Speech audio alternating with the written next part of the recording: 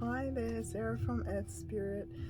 Just doing a video on a little talk on Beltane, which is coming up in the Southern Hemisphere the 31st of October, 1st of November. So this is all about Beltane, and I'm just going to be doing a reading from this beautiful book, Kindling the Celtic Spirit by Mara Freeman.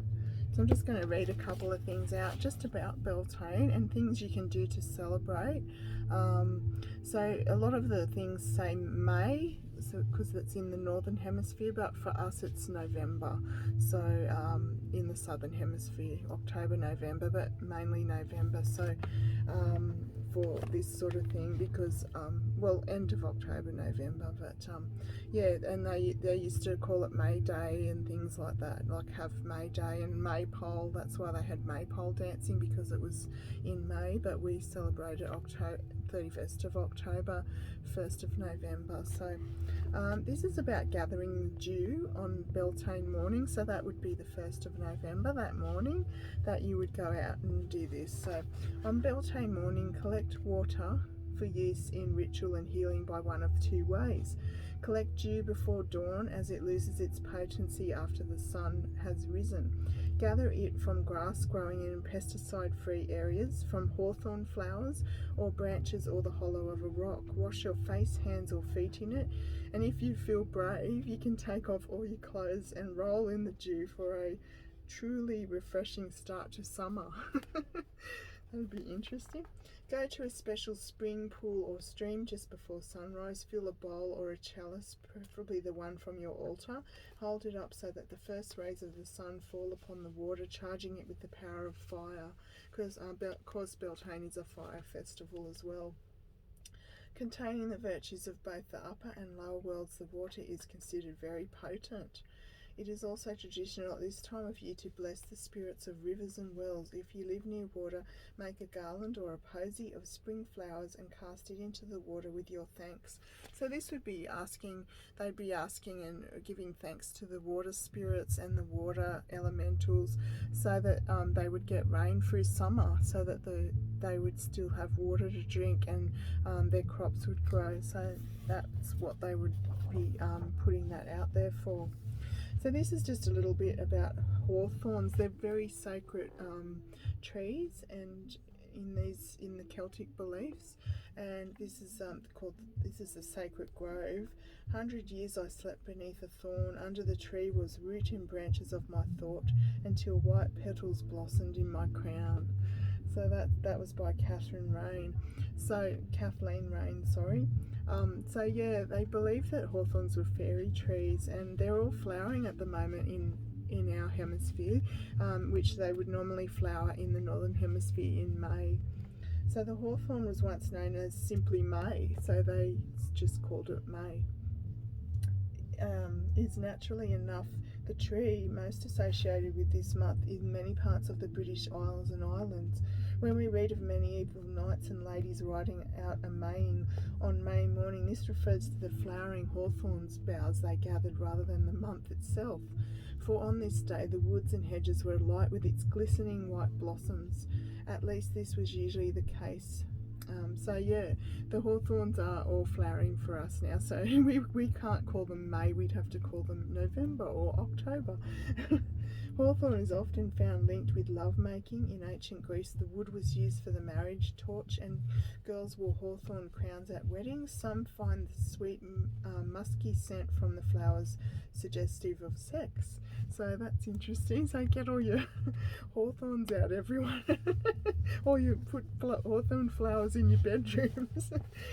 Hawthorns are also sacred to the fairies who ride out into the human world when the gates of Beltane open. Beltane is known in Ireland as one of the 3 spirit nights of the year, the other 2 being the eve of Midsummer and Samhain or Halloween.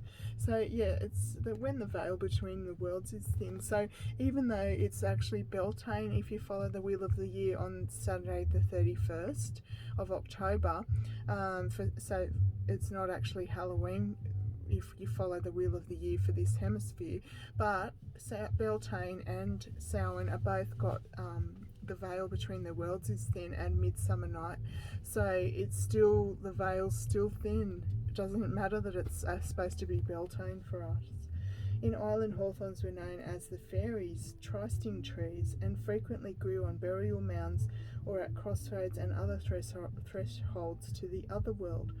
An old woman from southwest Scotland recalled witnessing the fairy ride when she was a girl in the 18th century as she sat with a friend under a hawthorn bush at dusk on Beltane Eve. So I won't read you that because that's quite long, but there's just a little... I'm going to read it because it sounds really cute. I hope you don't mind me reading it.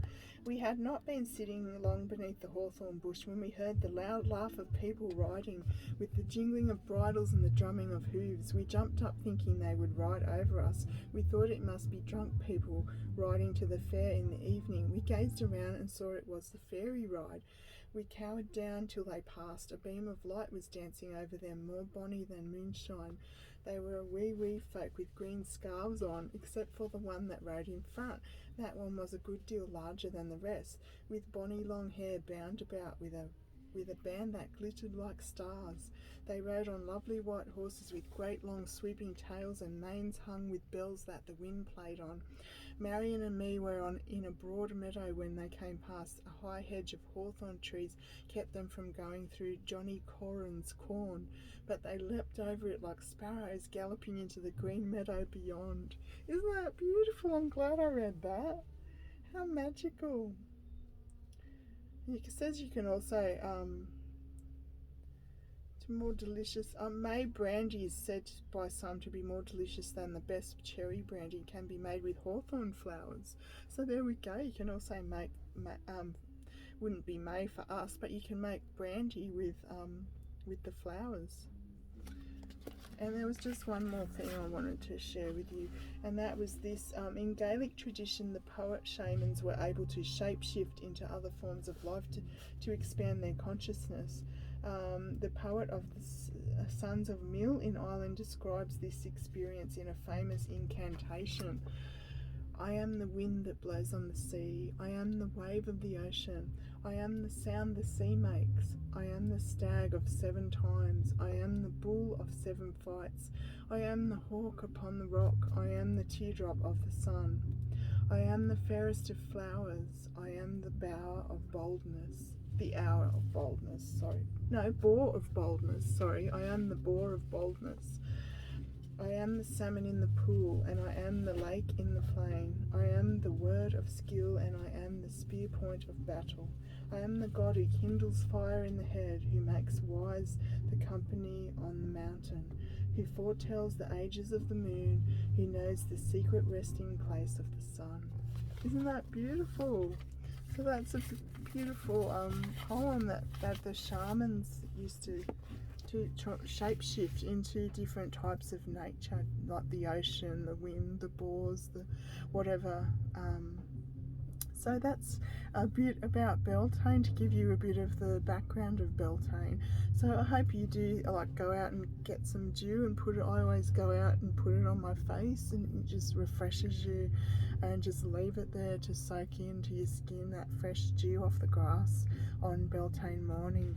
And yes, I love putting flowers around the house, or just getting outside and connecting. I had my hand fasting nearly 2 years ago. It'll be 2 years ago this November, and we had maypole dancing and had flowers in my hair and everything. So yeah, just following the beautiful wheel of the year for this hemisphere and celebrating those changes in the seasons. So I hope you enjoyed that, and I'll talk to you again soon. Have a beautiful, blessed Beltane, everyone, and I'll talk to you soon with another video. See ya. Thanks for watching. Bye.